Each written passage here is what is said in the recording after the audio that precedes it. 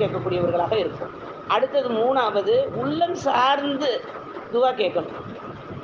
உள்ளத்த சார்ந்து. ஏன்னா எங்கேயோ மனச வச்சுக்கிட்டு நம்ம என்ன செஞ்சிடக்கூடாது துவாவ அல்லாட்ட கையேந்திட்டோமா, அல்ஹம்துலில்லாஹ் என் ரப்பு என்ட்ட குடுத்தே தீருவான், நான் வாங்கியே தீருவேன்.